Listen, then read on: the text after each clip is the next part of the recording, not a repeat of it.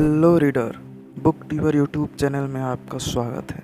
तो आज हम जिस अमेजिंग बुक के बारे में बात करने वाले हैं उस बुक का नाम बेबीलोन का सबसे अमीर आदमी है, जो कि the richest man in Babylon का हिंदी अनुवाद है, जो कि जॉर्ज एसन क्लेसन द्वारा लिखी गई एक बेस्ट सेलिंग बुक है। यह किताब हमें पैसे के वो 7 सीक्रेट बताती है जो कि बेबीलोन के आदमी अपनाकर अमीर बने थे। यह किताब हमें पैसे के मामले में सफल बनाना चाहती है और हमें एक खाली बटुए की समस्या की ओर से निकाल कर एक भरी पूरी खुशहाल ज़िंदगी में जीने में मदद करना चाहती है, जो एक भरे बटुए से आती है। इतिहास के पन्नों पर बेबीलोन से ज़्यादा चमकदार शहर नहीं मिलता है। इसके नाम से ही संपत्ति और ऐश्वर्य की झलक मिलती है, लेकिन बात यह है कि यह शहर इतना अमीर बना कैसे। ना ही इस शहर के पास व्यापार मार्ग थे, ना ही कोई संसाधन थे। यह शहर यूफ्रेटस नदी के किनारे एक समतल और बंजर घाटी में बसा था। इसमें ना ही जंगल थे और ना ही इमारत बनाने के लिए ईंटें। इसी बात से पता चलता है कि एक इंसान थोड़े से उपलब्ध संसाधनों में कितनी बड़ी सफलता प्राप्त कर सकता है। ये कहानी शुरू होती है एक रथ बनाने वाले व्यक्ति से जिसका नाम बंसीर है।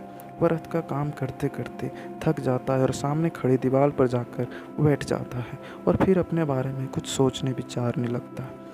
तभी उसका दोस्त को भी उसके पास आकर कहता है, भाई मुझे 2 सिक्के दे दो, मुझे काम है। बंसीर जवाब देता है, भाई मेरे पास इस खाली बटुए के अलावा कुछ भी नहीं है। को भी हैरान होकर कहता है, फिर भी तुम रथ का काम छोड़कर दीवार पर बैठे हो। बंसीर कहता है, मैं बैठा नहीं हूँ, मैं कुछ सोच रहा हूँ। को भी कहता है, क्या सोच रहे हो? फिर बंसीर कहता है, हमने ज़िंदगी भर बस काम और काम किया है, पर हमारे पास दिखाने के लिए इस खाली बटुए के अलावा कुछ भी नहीं है। क्या मेरे बेटे भी इस तरह से जिएंगे? देख को भी, मैं एक पैसे वाला आदमी बनना चाहता हूँ। मैं अमीर और मवेशी का मालिक बनना चाहता हूँ। मैं भी अच्छे कपड़े और बटुए में सिक्के रखना चाहता हूँ, पर ऐसा नहीं है। तभी बंसीर फिर कोबी से कहता है, हम इतने अमीर शहर में रहते हैं, क्या हम ये सीख नहीं सकते कि अमीर लोग किस तरह पैसे कमाते हैं? शायद हम उन अमीर लोगों से कोई रहस्य ही सीख ले। तभी कोबी ने बंसीर से कहा, मैं कल ही अपने पुराने दोस्त अरकत से मिला, जो अपने सोने के रथ से जा रहा था, जिसे बेबीलोन का सबसे अमीर आदमी माना जाता है। क्यों ना हम लोग अरकत से ही पैसे बनाने का रहस्य पूछे। ऐसा कहकर दोनों अरकत के पास जाते हैं और अरकत से कहते हैं, भाई तुम बहुत खुशनसीब हो, बेबीलोन के सबसे अमीर इंसान बन गए हो, जबकि हम लोग अपने वजूद के लिए संघर्ष कर रहे हैं। हमने एक ही शिक्षक से पढ़ाई की, हम एक ही खेल खेलते थे। तुम हमसे उतना अच्छे नहीं थे पढ़ाई लिखाई में, और ना ही तुमने ज़्यादा मेहनत की।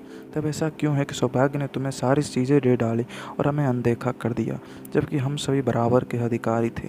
तब अरकत ने डांटा और कहा, अगर युवावस्था से अब तक के सालों में तुम दाल रोटी के अलावा कुछ और नहीं कमा सके, तो इसका कारण है कि तुमने उन नियमों को नहीं सीखा और नहीं जाना जिनसे संपत्ति बनती है।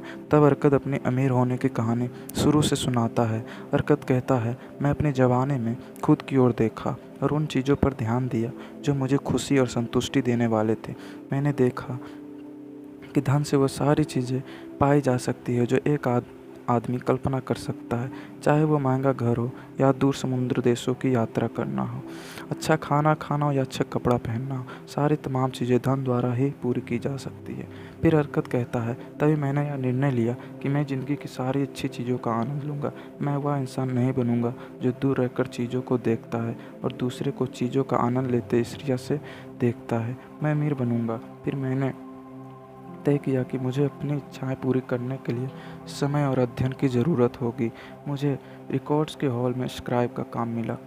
हर दिन मैं घंटों मिट्टी के टैबलेट पर मेहनत करता था।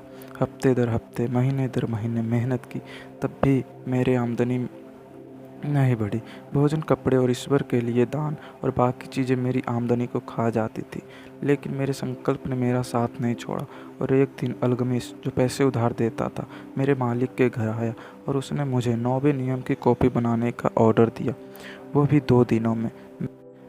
मैं वो काम पूरा नहीं कर पाया। अल्गमिस मुझ पर गुस्सा हो गए और मैंने उनसे कहा, मैं आज रात भर में इस काम को पूरा करके दे दूंगा, पर मुझे आप वादा कीजिए कि आप वो रहस्य बताइएगा जिससे आप अमीर बने हैं। अल्गमिस ने वादा कर दिया और फिर जब अरकत ने वो काम पूरा करके अल्गमिस को दे दिया, तब अल्गमिस ने मुझे एक रहस्य बताया। कहा कि तुम्हें अपनी कमाई का 10वां हिस्सा बचाना होगा और उस बचे हुए हिस्से को अच्छे जगह लगाना होगा। जिससे तुम्हें बचा हुआ पैसा और पैसा कमा के दे। 1 साल बाद जब अल्तमिश फिर लौटे तब अल्तमिश ने अरकत से पूछा, भाई तुम उन बचे हुए पैसों को क्या किया? तब अरकत बड़े गर्व से कहता है, मैंने उन पैसे को ईंट बनाने वाले अजमूर को दे दिया, जो मेरे लिए शहर से फोनेशियन के दुर्लभ आभूषण खरीदेगा, और जब वह वापस आएगा तो हम उसे महंगे दामों पर बेचकर मुनाफा कमाएंगे।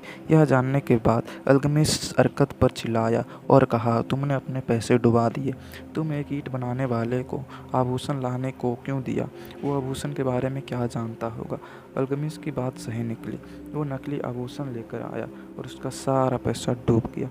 तब अल्तमिश फिर अरकत को समझाते हुए कहते हैं कि अरकत, तुम रोटी बनाने वाले के पास जाकर सितारों के बारे में पूछोगे नहीं ना।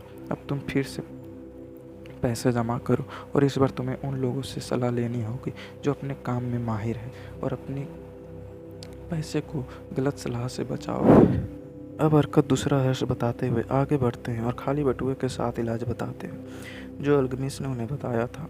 अरकत पहला इलाज बताते हैं और कहते हैं, अपने बटुओं को मोटा करना शुरू करो, यानी बटुए में अगर आप 10 सिक्के डालें तो सिर्फ 9 ही खर्च करें, और वो एक एक बचा हुआ सिक्का धीरे धीरे आपके बटुए को भरेगा। दूसरा इलाज है, अपने खर्चों पर नियंत्रण करो, यानी अरकत कहना चाह रहे हैं कि आप अपने रहने के तरीके को अच्छी तरह से देखो। आपको ऐसे कई खर्चे मिलेंगे जिन्हें कम किया जा सकता है या हटाया जा सकता है। आपका लक्ष्य होना चाहिए, आप जो भी पैसा खर्च करें उसका लाभ आपको 100% मिले। ये नहीं कि कोई सामान खरीद लिया फिर 1-2 दिन बाद वह कोने में पड़ी है। तीसरा इलाज है, अपने स्वर्ण को बढ़ाए, यानी अपने जो पैसा कमाया है उस पैसे को काम पर लगाए। अपने पैसे को सही जगह पर लगाए, जिससे आपके लगाए हुए पैसे आपके लिए काम करेंगे और कंपाउंडिंग के कारण आपके पैसे बढ़ते भी रहेंगे। चौथा इलाज है जो हरकत बताते हैं वो यह है कि अपने पैसे को नुकसान होने से बचाए, यानी अपना पैसा वहाँ ना लगाएं जहाँ लालच हो, जहाँ तुरंत पैसा बनता हो।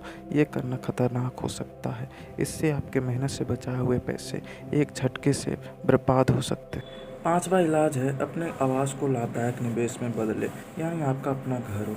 और छठा इलाज जो कि हरकत बताते हैं वो है, भविष्य की आमदनी निश्चित करें, यानी अपने परिवार के लिए पैसा बचा के रखें। यदि आपको खुदा न करे कुछ हो जाए तो आपका परिवार को पैसे के लिए भटकना ना पड़े, इसलिए आप अपने पैसे को बचा कर अच्छी जगह रख सकते हैं। अब हरकत अंतिम इलाज बताते हैं जो कि 7वां इलाज है, जो कि है अपने कमाने की क्षमता को बढ़ाएं, यानी आप अपनी इनकम के स्रोत को बढ़ा सकते हैं। बहुत सारे लोग एक ही इनकम पर डिपेंडेंट रहते हैं, ऐसा नहीं करना है। हमें इनकम के मल्टीपल स्रोत बनाना है, जिससे एक बंद हो जाए तो दूसरा तरीका हमें बचाए रखे। Thank you.